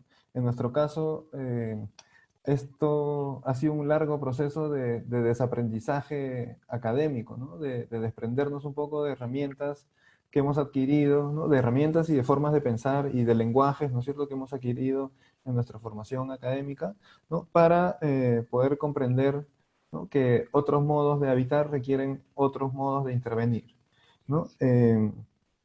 En ese sentido, lo que más hemos aprendido es que de lo que se trata es de un proceso de acompañamiento de la producción del espacio público, y eso es bastante complejo porque no se trata solamente de diseñar, ¿no?, o de hacer una obra, que ya es un reto bastante complejo, ¿no?, sino de entender que la noción del espacio público en una realidad como en la que intervenimos está en crisis, ¿no? O sea, el concepto de lo público está en crisis. Entonces tú, por más que pongas ahí un espacio, una obra maravillosa, súper bien diseñada, eso es muy probable que no funcione. Entonces hay por eso esta vuelta atrás en lo que he mencionado, esta idea de proyecto semilla que primero interviene en el imaginario, ¿no?, que va imaginando el espacio y que luego poco a poco se va concretando, ¿no? Entonces es como una forma de trabajo un poco al revés, ¿no? Y entonces por eso no es que hacemos un proyecto y luego hay que ver cómo la gente se lo apropia, ¿no?, sino que la apropiación es previa a esa intervención, ¿no? Y lo otro que quería añadir es un poco ya cómo es la forma, ¿no es cierto?, de lo que llamamos inmersión en el territorio. Esto que decía, ¿no?, de entender cómo la ciudad es un palimpsesto en el que siempre están pasando cosas, ¿no? Yo creo que la gran dificultad, y si tú hablas con gente que hace proyectos de participación, el principal problema que encuentran es que convocan a reuniones a donde nadie viene, ¿no? Yo hice mi proyecto y a nadie le interesó, ¿no es cierto? Entonces, creo que ahí lo que está faltando es una lectura, ¿no?, de esas situaciones para saber de qué manera tú inmiscuirte en ellas, ¿no?, en vez de hacer los esfuerzos para que ellos se inmiscuyan en lo tuyo, ¿no? Es una vuelta de tuerca que el principal reto es realmente leer y escuchar y no tanto resolver y proponer, ¿no? Eso es en un siguiente momento, ¿no? Y en esa lógica de los relatos existentes siempre hay intermediarios. Nosotros, en nuestro caso, ha sido a través de la comunidad Fiteca, que es un grupo de artistas, ¿no? Luego nos vamos vinculando, ¿no? Y finalmente nos convertimos en parte de esa red de agentes políticos, ¿no? O sea, nosotros, nuestro rol en el barrio ahorita no es que seamos intermediarios, no somos árbitros, no somos unos agentes externos que solamente investigamos, sino somos un agente político, ¿no? Tenemos intereses, tenemos deseos, tenemos aliados, tenemos enemigos, ¿no?, como cualquier otro agente político que hay en el barrio, ¿no? Interesante, ¿no? Eso, no proponer, sino escuchar para adaptar, ¿no? O sea, a veces los arquitectos, digamos, tenemos esa deformación académica, ¿no?, de querer siempre hacer la propuesta sin realmente escuchar la participación con los demás. Pero creo yo igual en este contexto, por lo menos en realidad uno de los actores, no sé si el más importante, que es el Estado o la gobernanza, no tiene la participación o además hace que la participación o los resultados sean cada vez sean complicados de lograrlo, ¿no? ¿Qué opina Marta o Claudia al respecto? Sí, a ver, sí, me parece que es clave entender el papel del Estado y en sus diferentes representaciones, ¿no? Cuando uno trabaja o en este tipo de procesos como los que hemos estado hablando. O sea, también quería un poco volver a lo que han estado comentando Giancarlo y Javier, porque sí me parece importante de esa manera cómo nos involucramos con la comunidad y cómo dejamos de tener este papel como de saber o de tener todos los componentes para poder empezar un proyecto, o de cuando vamos a los barrios que es importante involucrarnos y escuchar, como están diciendo, ¿no? Porque en realidad uno no puede llegar con una visión e imponerla, y por mucho de que tenemos como un enfoque técnico y entendemos el territorio y lo analizamos, es importante que haya como una construcción donde vamos escuchando eso cotidiano, y eso va permeando también en el proyecto y en las intervenciones físicas que se hacen. Esa es otra manera de diálogo, yo creo, entre el arquitecto o la arquitecta y la sociedad. O sea, es una manera de poder hacer un poco como de pedagogía sobre qué es un espacio público, qué es el riesgo en la ciudad, qué es la organización comunitaria, los locales comunitarios y cómo deberían de funcionar. Entonces, sí creo que es importante que entendamos que también tenemos ese papel un poco pedagógico para poder discutir y para poder realmente construir juntos, porque si no, no estamos como hablando en el mismo idioma. Y en ese sentido, como arquitectos, al involucrarnos, tenemos que empezar a entender estas lógicas, ¿no? Marta nos enseñaba esas fotos y cómo los niños juegan, y si no entiendes eso, no puedes hacer pues, un colegio que les interese, un espacio estimulante, y si tú no entiendes cómo la gente en los barrios resuelve sus problemas cotidianos, y cómo se pelean, y cómo hacen los diferentes miles de locales comunales para resolver, o sus ollas comunes ahora para resolver problemas inmediatos, no vas a saber cómo insertarte para poder responder a esa realidad. Entonces hay que trabajar con esas lógicas. Y dentro de esas lógicas está lo que comentas ahora, Fernando, que es la falta de presencia total del Estado. Y es como, yo lo he visto como en todos los niveles desde mis experiencias, ¿no? Y tratando de estar en estas altas esferas para ver cómo poder comprometerlos, pero también haciendo, o sea, mi experiencia es que haciendo cosas como más pequeñas uno va como calando y permeando y va como construyendo una idea de proyecto común con ellos. O sea, hay que tratar como de invitarlos al proceso porque tampoco se les puede como imponer y llegar y decirle a un municipio o distrital, oye, este es el proyecto que tú tienes que hacer, o sea, y ellos nunca van a escuchar. Entonces, al final, la idea es que la arquitectura pueda como generar una expectativa y unas demandas también que la misma gente pueda exigir a sus autoridades. Y eso a través, yo pienso, de ese canal que tiene más éxito el trabajo que nosotros podemos hacer, más que ir directamente con ellos, sino es como que ir construyendo y que la misma comunidad pueda demandar, pero a partir de la premisa de que ellos no van a estar en un primer momento, ellos no van a acompañar, no van a facilitar, no van a dar recursos, o al menos esa es como la premisa como hemos venido trabajando muchos, y por eso el papel de los colegios, y por eso el papel de la academia, y de poder estar ahí y gestionar ese puente que tiene que haber para poder decir, mira, acá hay un proceso y hay gente que está como involucrada en un proyecto y que lo necesitan y que lo quieren y que lo han trabajado, o sea, la comunidad, y que dónde entra el Estado. Entonces, empezar a crear esos canales y esos puentes, sin eso no podemos hacer sostenible de repente esta práctica, ¿no? Yo creo que ahí la pregunta realmente es cuál es el rol nuestro de arquitectos en la sociedad hoy en día y para qué estamos haciendo arquitectura, cuál es realmente nuestro rol. Y eso implica o indudablemente asumir posiciones políticas, pero yo sí creo que el Estado es fundamental en la construcción del modelo de ciudad, si no estaríamos casi que abocados al modelo americano en donde los privados definen los modelos de ciudad. Yo sí creo que es fundamental el Estado y a raíz un poco de la pandemia, me parece que nos hemos dado cuenta que el Estado tiene un rol mucho más importante que habíamos desmeritado en los últimos años, porque la única manera de afrontar una situación como esta significa una noción de Estado mucho más fuerte en el buen sentido de la palabra fuerte, ¿eh? No en el sentido político como tal, sino en estados que realmente propicien. La única posibilidad que va a tener que vamos a poder para reactivar economías post-COVID va a ser la inversión pública. Y así ha sido, digamos, en la historia de Europa. Después de una guerra, después de una pandemia, la inversión pública es la que genera y produce reactivación económica. Y eso es fundamental. Si no hay inversión pública en los próximos años, después de esta crisis tan profunda que estamos viviendo, no vamos a tener cómo reactivarnos. O sea, el Estado sí tiene un rol fundamental, pero también es cuál es nuestro rol. Nosotros nos hemos vuelto una especie de manejadores del buen gusto. Y ese no es el rol del arquitecto. Yo quisiera decir una cosa que has mencionado tú, Giancarlo, antes en tu penúltima intervención, y es que recentrando el tema sobre la participación ciudadana, ¿no? Y en realidad hay muchos malentendidos sobre lo participativo, y creo que Claudia, Javier y Marta han insistido qué cosa es lo participativo, ¿no? Y Javier dice, no es lo participativo, es lo participante, ¿no? Porque hay una especie de cliché que se adhiere a estos términos, como el término de sostenible, como el término de bioclimático. Es decir, cuando hablamos de arquitectura participativa ya estamos mal, ¿no? Cuando hablamos de arquitectura bioclimática ya estamos mal, ¿no? O sea, ya se vuelve un cliché.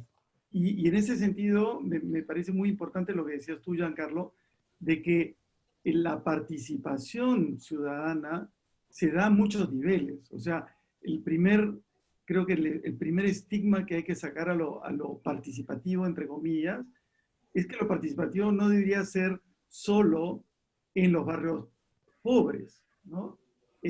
Porque inmediatamente entra otro cliché que es el arquitecto que va a los barrios marginales para ayudar a la gente que no puede construir su ciudad, lo cual Javier lo primero que ha dicho, oye, participación empezó sin arquitectos, empezó con los pobladores y ellos son los que han participado y han hecho, ¿no?, la ciudad. O sea, son los arquitectos que no la han hecho.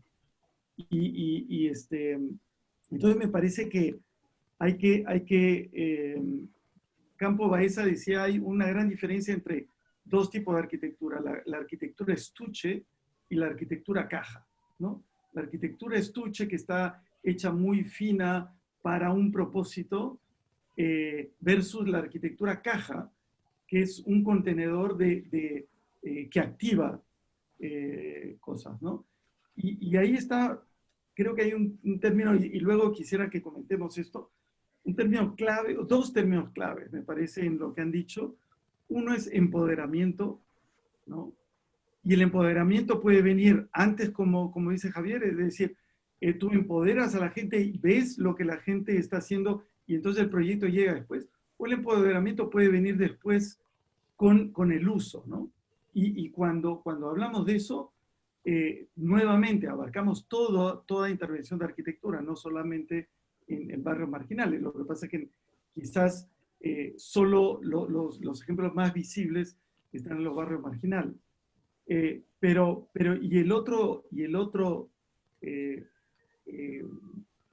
digamos, la otra cosa clave, creo, es el tiempo. Es decir, nosotros imaginamos siempre como la labor del arquitecto es diseñar, luego construir, y una vez que se construyó, acabó el rol y esto queda como un objeto que perdura indefinidamente en el tiempo, ¿no? Y cuanto más inalterable, mejor, ¿no? Y en cambio, el tiempo es el que permite finalmente el empoderamiento en cualquier tipo de arquitectura, ¿no? Entonces yo creo que ¿cómo sacamos el estigma de arquitectura participativa donde no justamente los ejemplos que hemos visto, pero otros ejemplos donde esto se resume a un checklist, ¿no? Donde tú dices, ya hice una encuesta, hice mi check y ya la arquitectura está bien, ¿no? Porque hice mi participación con checklist y no con un proceso en el tiempo, ¿no? Quisiera por favor que comenten eso, o es que hay otro factor también clave en esta nueva manera, no nueva manera, en esta manera de concebir la arquitectura que difiere de la tradicional, vamos a decir. Marta, sí, si quieres intervenir, Marta Marta, quería hablar. dale. Ya, bueno, quería como que comentar unos puntos que se han ido hablando. Entonces, lo que menciona Jean-Pierre sobre el tiempo, ¿no? Entonces, primero que los procesos participativos son largos, ¿no? O al menos los verdaderos son largos porque no son para ayer como los proyectos de inversión que se van dando, ¿no? Entonces, necesitan de tiempos mucho más largos. Ese es como que un primer punto.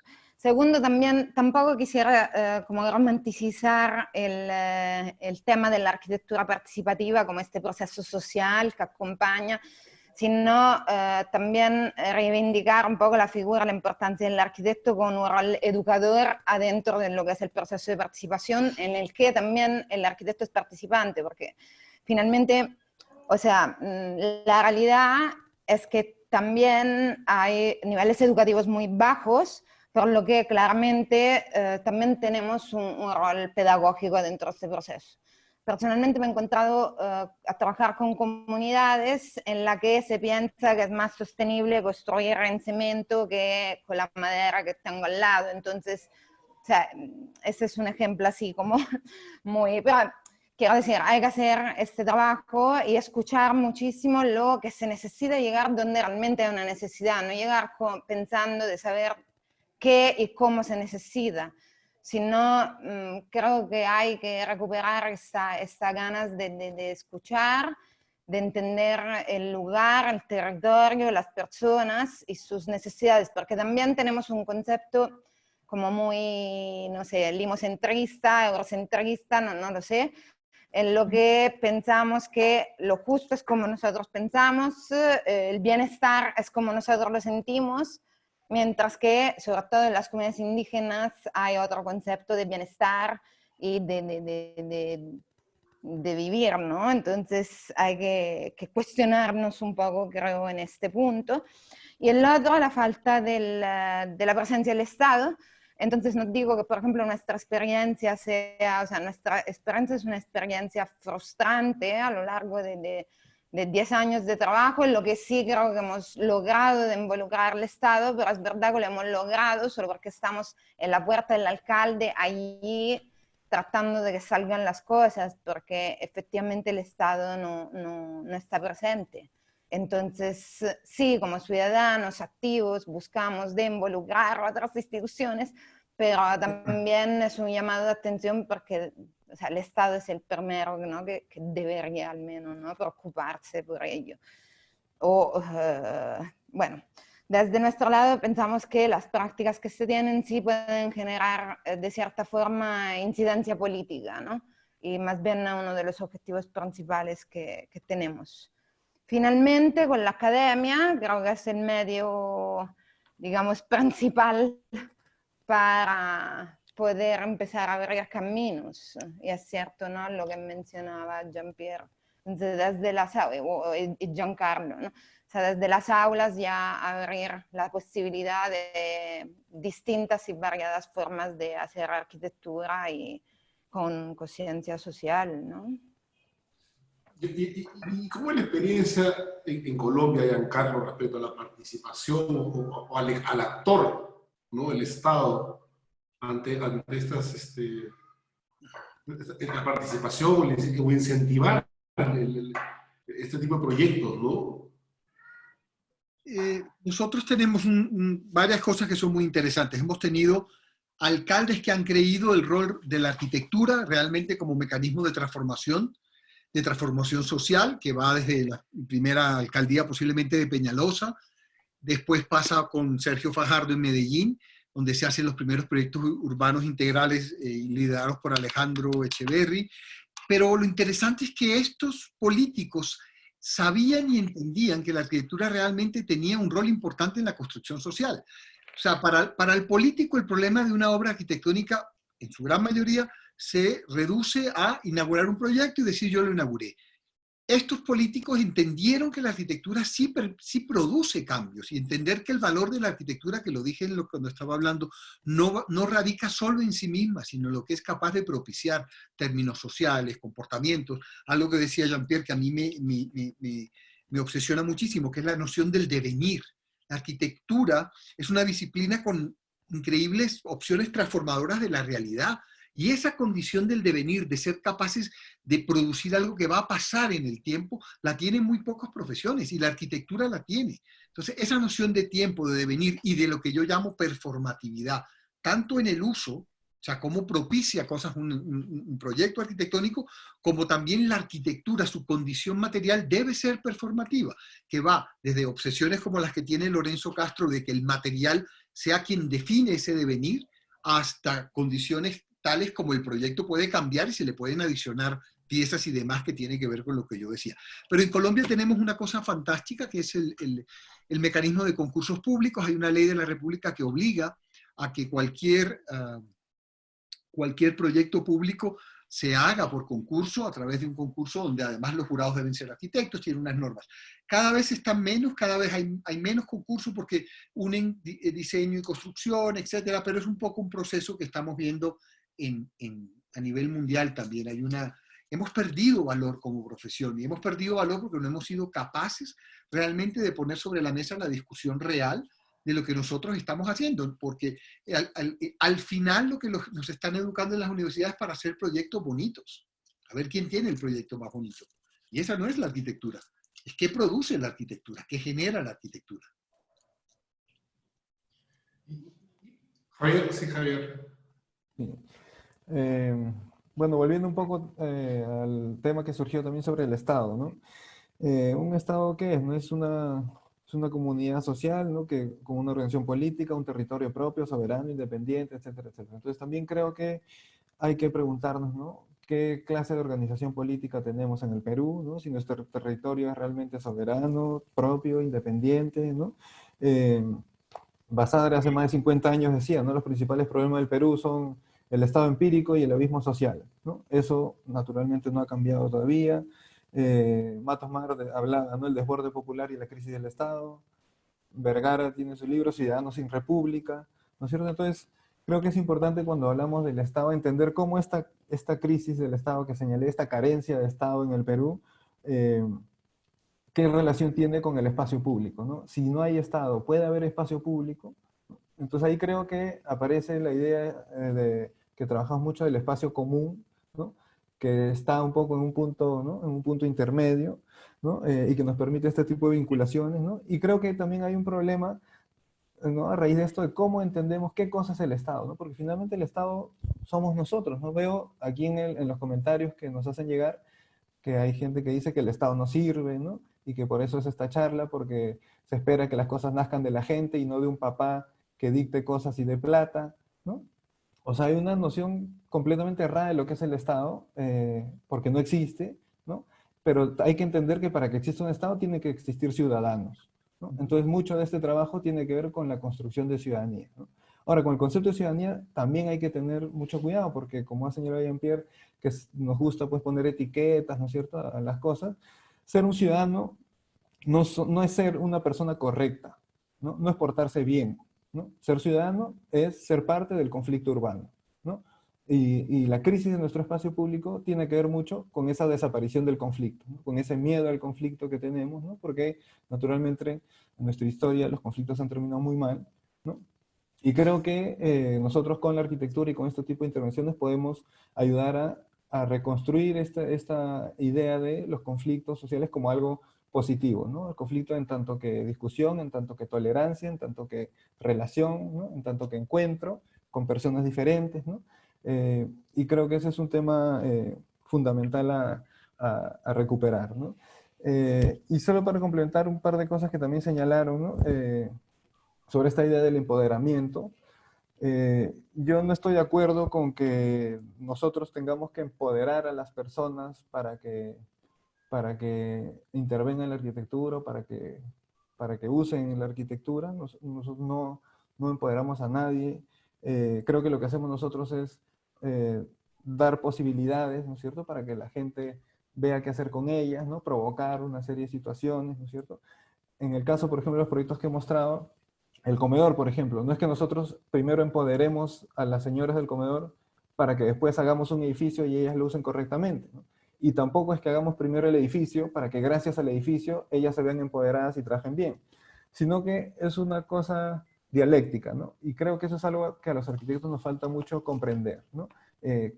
Que creo que Lefebvre tenía una frase que dice, ¿qué cosa es el espacio? ¿Es algo o es alguien? ¿No? Es las dos cosas a la vez, ¿no? Entonces, estos trabajos, si bien yo los he mostrado por separado, son cosas que se van haciendo a la misma vez, ¿no? El espacio público con el edificio, con las personas, ¿no es cierto?, como algo indisociable, ¿no? Interesante. Quiero aprovechar, de todas maneras, darle pase a Ángela para que haga unas preguntas del público, que hay varias en realidad, y creo que son súper interesantes. Ángela.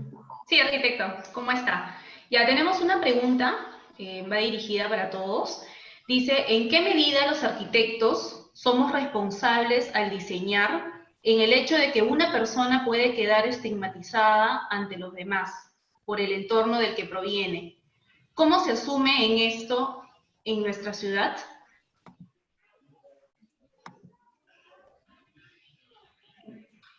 ¿Me escucharon? Sí. Yo no, ¿Sí? ¿Puedes repetir que se me fue el audio otra vez? A ver, arquitecta, no se preocupe. ¿En qué medida los arquitectos somos responsables al diseñar en el hecho de que una persona puede quedar estigmatizada ante los demás por el entorno del que proviene. ¿Cómo se asume esto en nuestra ciudad? No es un rol de la arquitectura, ¿no? O sea, la arquitectura no estigmatiza gente. Yo creo que es un tema que va hacia otra condición. Cuestión de identidad también, ¿no? O sea, va más con la identidad de, como decía Javier, ciudadana, de sentirme propio del lugar. Yo creo que va cuando proponemos arquitecturas como que exotizando algo y entonces creo que allí va un poco el tema, ¿no? Hay que proponer proyectos desde el lugar, ¿no? No hacia el lugar, sino desde el lugar y así proyectos integrados y integrales, ¿no? Con entorno urbano, territorial, cultural, o sea, verlos desde distintas escalas y desde distintos focos, ¿no? Sí, yo pienso que más bien el papel nuestro como arquitectos es justo de poder aportar en desestigmatizar ciertas cosas, ¿no? Volviendo a la primera exposición de Giancarlo, y el tema del orgullo es algo que realmente nosotros creo que sí podemos proponer bastante en ese sentido, ¿no? Proponiendo desde el lugar, pensando desde estas lógicas, es como tratar de hacer relevante eso que está en el territorio, un saber, por ejemplo, cómo se maneja la madera, un saber sobre cómo se autogestiona una comunidad para poder lograr cambios, y de alguna manera nosotros como arquitectos creo que tenemos que encontrar esos puntos que puedan lograr que luego haya como un orgullo ligado a un territorio, ligado a un proyecto del lugar, ¿no? Yo quería aprovechar para también abordar el tema que mencionaron antes sobre el empoderamiento, porque obviamente yo lo propongo así en la metodología y me parece importante como explicar cuál es la propuesta, ¿no?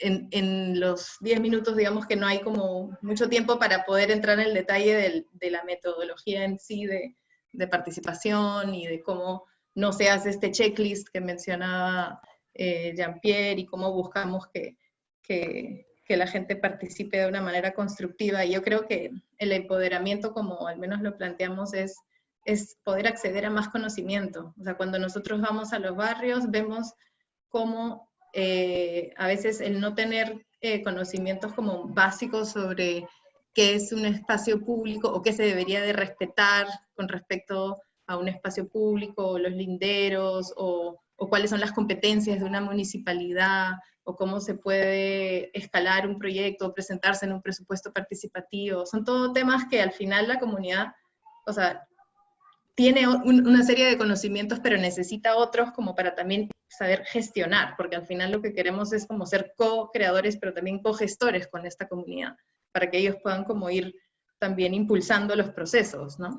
Y podamos como que ir escalando juntos y hacer ese proyecto como o más grande o más amplio o poder hacerlo, porque a veces no hay recursos. Entonces yo creo que va a eso, en la manera como nosotros lo planteamos, y también en el sentido de que es para las mujeres, por ejemplo, porque al final mi trayectoria ha sido muchísimo trabajar con mujeres. Ahorita que trabajo en Flor de Mancay son como 15 mujeres las que participan.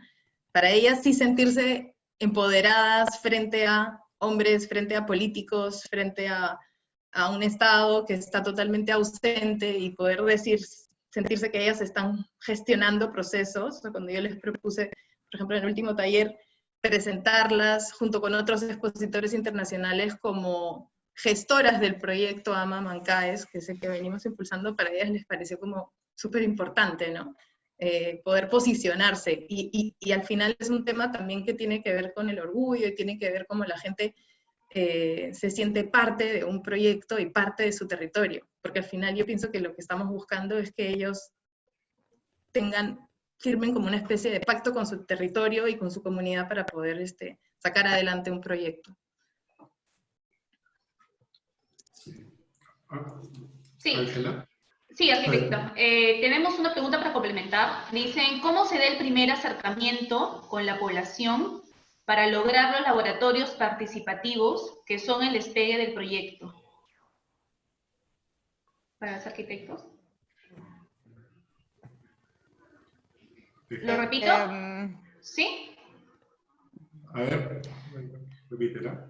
Sí. ¿Cómo se da el primer acercamiento con la población para lograr los laboratorios participativos que son el despegue del proyecto? No sé si puedo como comentar algo al respecto. O sea, parece como que llegamos directamente haciendo el taller participativo y no es así, sino que, sobre todo cuando hablamos de público, proyectos de interés público, creo que ahí hay que hacer un trabajo preliminar súper profundo, sí, con las municipalidades, con todas las entidades locales, gubernamentales, para entender el territorio y tener una identificación acertada de dónde se va a hacer algo, ¿no? Porque, o sea, ahí se da el acercamiento con las comunidades, con los centros, con las urbanizaciones o lo que sea, ¿no? Que sea en contexto urbano o rural donde yo más trabajo. Entonces, ese acercamiento se va haciendo a la par con un estudio de investigación y un estudio profundo territorial. O sea, que se llega así nomás, ¿no? Y Marta, Lo quería aclarar. Que es fundamental, que es la necesidad de tiempo para hacer un proyecto desde realmente un proceso participativo.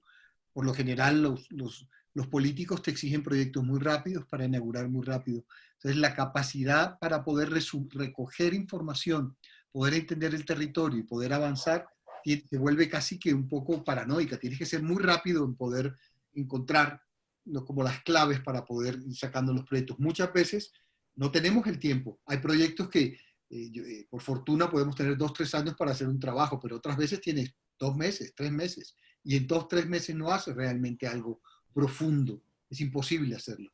Y a veces nos toca hacerlo así. Entonces tiene que haber también, volvemos al mismo punto, sobre el valor de la arquitectura para la gente y digamos, para los gestores que generan los edificios por lo general, políticos o promotores o lo que sea. Es un problema de construir y no un problema de la construcción de comunidad o de lo común, como decía Javier, que es muy diferente a lo público. Ahí quisiera añadir eso en relación a esta pregunta, pero también en relación a lo que señalaron antes sobre los tiempos, ¿no? ¿Cómo es la inmersión, ¿no es cierto? Porque claro, uno llega como arquitecto y tal, y entonces la gente es como que está esperando que algo se construya, ¿no? Pero entonces nosotros tenemos que rehuir de eso porque si no entendemos, ¿no? Construir algo va a resultar siendo un parche, ¿no? Va a generar más problemas, etc. Entonces, hay una dificultad, ¿no es cierto?, entre hasta dónde, ¿no?, planificar, conceptualizar, pensar y en qué momento empezar a construir, ¿no? Entonces, el aprendizaje que hemos tenido nosotros a lo largo de los años nos ha llevado a esta propuesta de estas cosas que se cruzan, ¿no? Que hay un proyecto urbano integral, un proyecto palanca, un proyecto semilla, ¿no? Y quisiera que se entienda que no es que nosotros hagamos primero todo el trabajo para hacer un proyecto urbano integral perfecto, ¿no es cierto?, súper claro, ordenador, etcétera, y una vez que lo tenemos, recién hacemos uno de los proyectos detonantes y lo diseñamos y desarrollamos perfectamente para después hacer nuestros proyectos semilla, ¿no? Sino que es todo a la vez, ¿no? Mientras estamos haciendo esta visión general del proyecto urbano integral, vamos identificando los proyectos estratégicos. Una vez que nos aproximamos a ellos, vamos diseñando estas intervenciones semilla, ¿no? Y estas intervenciones semilla son parte del diagnóstico, ¿no? Entonces, eso resuelve, por un lado, el tema de la exigencia de tener obras concretas, ¿no? Pero a la vez nos va dando mayor información, ¿no es cierto? Entonces, creo que es un poco esta cosa de romper la separación que hay entre el diagnóstico y el proyecto, ¿no? Que en la universidad a veces es como nos enseñan así, ¿no? Medio ciclo diagnóstico y medio ciclo proyecto, ¿no? En cambio es acá un poco todo mezclado, ¿no? Entonces eso implica que son proyectos multiescalares, de temporalidades múltiples, ¿no es cierto? Estás haciendo a la vez el corto plazo y el largo plazo, ¿no es cierto? Y vas siempre en un ida y vuelta, ¿no? Entonces creo y resalto la idea que han señalado del tiempo, que me parece fundamental, ¿no? Esta idea de obra abierta, ¿no es cierto?, de proceso constante, ¿no?, que va uno yendo y volviendo, ¿no? ¿Hay alguna pregunta más? Sí, hay una pregunta más. A ver, sí, y la última, tenemos varias preguntas. ¿Se podría extender la forma en la que se crean, microeconomías para la consecución de recursos dentro de las comunidades, sobre todo cuando son tan aisladas? Es importante pensar cómo la apropiación de una comunidad es muy diferente cuando lo paga y lo hacen ellos mismos, o cuando llega una entidad, ya sea estatal, privada u ONG, y pone los recursos y la mano de obra. ¿Cuál es el valor real de generar esas economías en estas comunidades para hacerlo sostenible, ¿no? Ser autosostenible y no esperar exactamente la participación del Estado o de la ONG, ¿no? Yo creo que es parte de este proceso, ¿no? Y es necesaria, es necesaria. Sin embargo, quiero aclarar, ¿no? Que no, tampoco se debe como ver la participación de las comunidades en el sentido instrumental del término. O sea, llegamos, construimos la comunidad, hemos hecho participación, para nada, sino buscar que estos procesos sean oportunidades de aprendizaje mutuo, ¿no? Entonces, también ahí no había mucho tiempo de explicar profundamente todo el proceso, pero en las etapas de construcción, además de tener cierta participación voluntaria por parte de la comunidad, tenemos una escuela, digamos, de formación en ámbito de carpintería o albañilería, que sea, buscando también eso, ¿no? De formar localmente trabajadoras en el ámbito de la construcción, allí donde le interesa a la comunidad. Eso, además de garantizar de allí como una capacidad local en el mantenimiento, etcétera, también genera nuevos oficios y capacidad para la autoconstrucción, sobre todo cuando son comunidades tan alejadas. Al mismo tiempo, digo, si tenemos localmente producción de ladrillos artesanales, maderas que por la mayoría se exportan en el Perú, pues ¿por qué no usarlas, no? Entonces, saber claramente de dónde vienen los materiales y que vengan de bosques certificados y que no sean partícipes de la tala ilegal, por supuesto, y allí pues reforzarse con lo que se tiene, porque además es más noble de cualquier otro material, ¿no? Que pueda venir de la capital. Eso es lo que, bueno, buscamos de reafirmar. Además que se va contaminando mucho la percepción de las comunidades hacia la visión de modernidad con la arquitectura de la ciudad. Entonces también en este proceso participativo se asume un rol pedagógico que también busca de revalorar lo que se tiene, porque los limeños pagan mucho dinero para tener su sol y sombra en su casa de playa con madera que viene de la selva, pero de la selva quieren comprar el ladrillo industrial que viene de Lima. Entonces ahí hay un poquito, ¿no?, que reflexionar. Bueno, esto, ¿no? Entonces sí, la respuesta es sí, creo, a la pregunta, ¿no? Si es necesario. No es que es importante y necesario, creo. Así es. Bueno, creo yo que me ha llegado un buen tiempo a todos. La verdad quiero agradecerle a los invitados, a Giancarlo, Javier, Marta, Claudia. La verdad, la conversación nos ha quedado un poco corta, pero hay muchos temas y cada uno de esos temas puede abrir otros temas más. Quiero agradecerle a todos también, muchas gracias. Quiero darle el pase a Jean-Pierre. Y bueno, será hasta la próxima por mi parte. Muchas gracias. Bueno, no, yo quería agradecerles a todos, a Marta, a Javier, a Claudia y a Giancarlo por la participación. Como dices tú, Fernando, esto podría seguir 2 horas más y seguir discutiendo de distintos temas y además en mayor profundidad. Yo creo, bueno, simplemente decir que justamente Claudia y Javier han presentado un proyecto para una metodología de participación al colegio, a la regional, y hace un tiempito, pero lo estamos analizando y estamos viendo, tenemos unas urgencias que son ahora ayudar a los arquitectos que están necesitando urgente ayuda por la situación en donde estamos, pero vamos a activar eso muy pronto, ¿ya?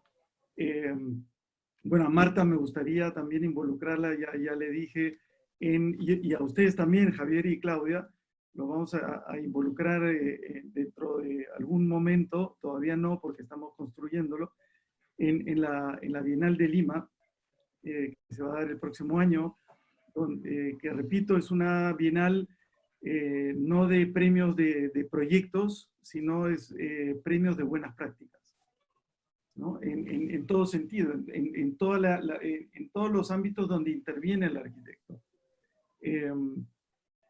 Y por último, bueno, no se habló mucho, pero yo creo que lo que dijo Giancarlo es esencial y viene un poquito a estos temas de actualidad que hemos tratado de evitar,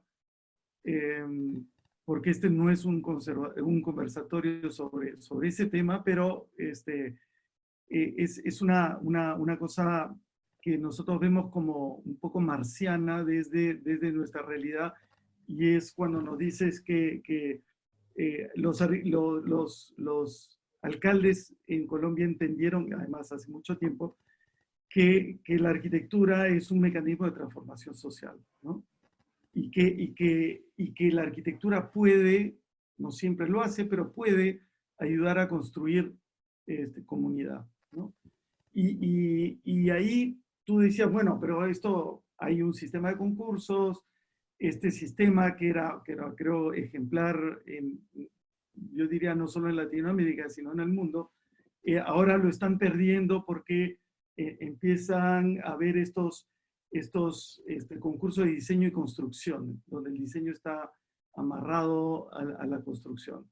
Bueno, un poco para ponerte en contexto, en el Perú el diseño no existe, o sea, las licitaciones son solo de construcción, y es por eso, y por ley, no por tradición, sino por ley, y por eso es que nos damos como concursos como el que acaba de salir, donde la situación para que el arquitecto pueda participar son imposibles, ¿no? Entonces, pero esto no es una cuestión de mala voluntad, es una cuestión estructural que desde el colegio tenemos que cambiar.